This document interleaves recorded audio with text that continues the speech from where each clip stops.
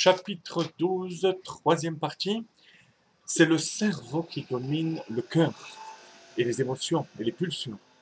Nous reprenons à la page 48 de l'édition bilingue, en bas, 3 lignes avant la fin.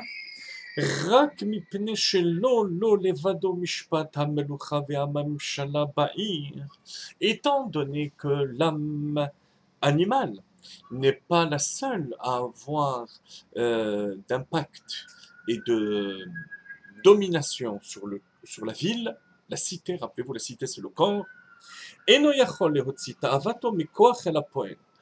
Il n'aura pas la force, elle n'aura pas la force, cette âme, de concrétiser son désir, להתלבש באברי הגוף, et s'habiller, investir les membres du corps, במעשה דיבור מחשבה, au niveau de l'action, parole et la pensée.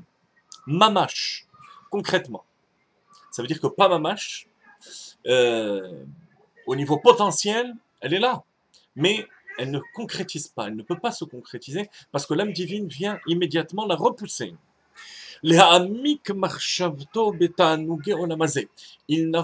Cet âme animal n'aura pas la force de concrétiser ses désirs de ce monde.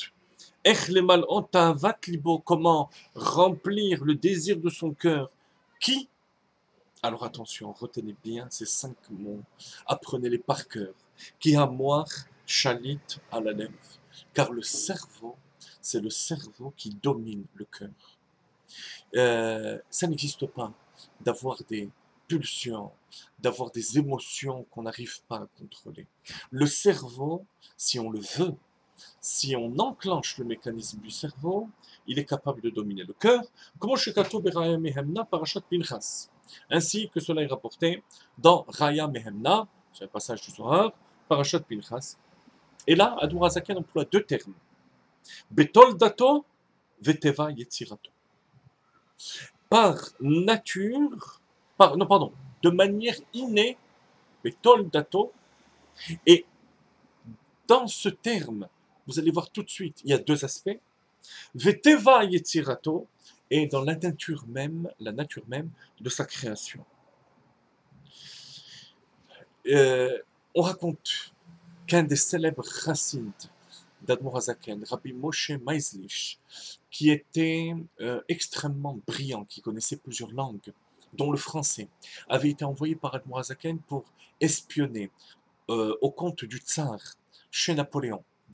Et il a réussi à s'introduire chez Napoléon, ce chassid, et il est extrêmement apprécié par Napoléon, qui était lui-même quelqu'un de brillant et qui était attiré par le caractère brillant de ce chassid. Mais se rendant compte qu'il y avait plusieurs fuites importantes, il soupçonnait quelque peu ce chassid, qu'il vit à un moment, alors qu'il était penché sur une carte avec ses généraux, il le voit rôder autour du groupe en une fraction de seconde, avec une rapidité diabolique, il se lance vers le chassid et lui met la main sur le cœur.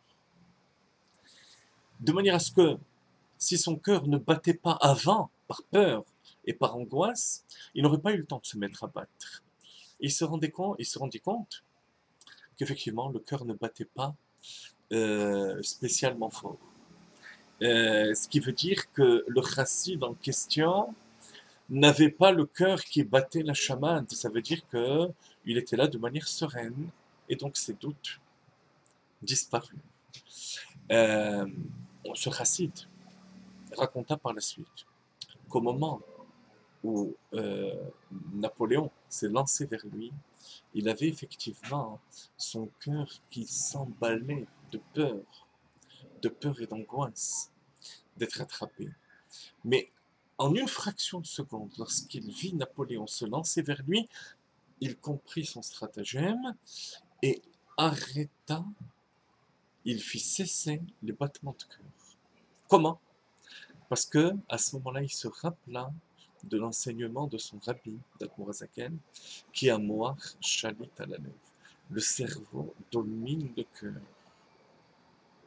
Donc vous voyez que c'est quelque chose de concret. Bien sûr, ça nécessite un grand travail sur sa personne. La chassidoute nous enseigne comment y arriver. Alors comment? De deux manières, et rappelez-vous, comme je viens de dire, dans la première, il y a deux aspects. D'abord, Bétol Dato, de manière innée. Pourquoi de manière innée? Qu'est-ce qu'il y a dans le cerveau qui fait qu'il est supérieur et plus puissant que le cœur? Deux choses. Premièrement, Higayon Asirli. C'est ce qu'on appelle le pouvoir de persuasion. L'intellect a ce pouvoir de persuasion qui est capable de refroidir les émotions et de les raisonner.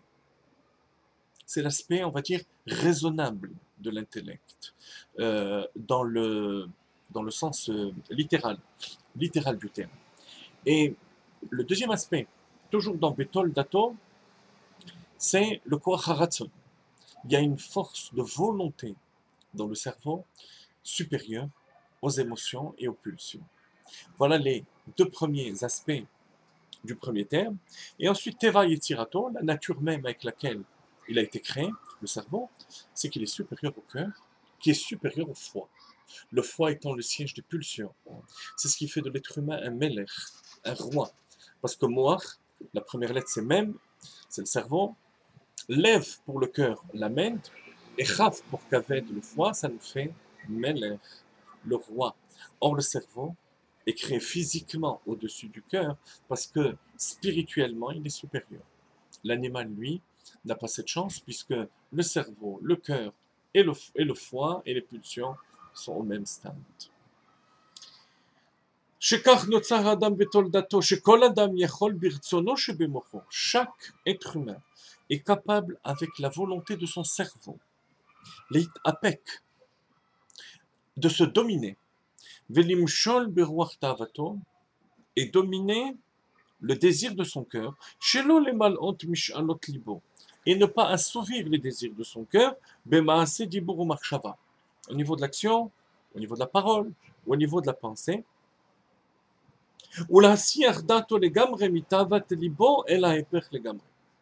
et de déplacer son esprit vers le contraire. Je vais vous expliquer tout de suite ce que veut dire le contraire. Et en particulier, déplacer son esprit dans le domaine de la sainteté, de la kedusha. Comme il est dit, comme le roi Salomon dit dans ses proverbes, j'ai vu qu'il y a une supériorité de la chokhma, de la sagesse, par rapport à la sottise, comme la supériorité de la lumière par rapport à l'obscurité. Ça veut dire qu'il y a trois manières de dominer ces pulsions, ou bien par le travail de toute notre vie, d'entraîner notre cerveau à dominer notre cœur. Je fais ce que je veux et ce que je comprends, à savoir la volonté de Dieu. Et de cette manière, je domine dans un premier temps et ensuite je canalise les sentiments et les émotions. Deuxième manière, c'est que je déplace mon esprit à l'opposé. Qu'est-ce que ça veut dire à l'opposé? Je vous donne un exemple. Quelqu'un qui veut se mettre en colère, de manière dévastatrice, on peut tout détruire avec la colère. Dire des paroles qu'on va regretter, agir avec violence, ou même avoir une pensée dont on va regretter amèrement. Comment se dominer à ce moment-là? En pensant à l'opposé. L'opposé de cette volonté de se mettre en colère, qu'est-ce que c'est? Shtika, le silence.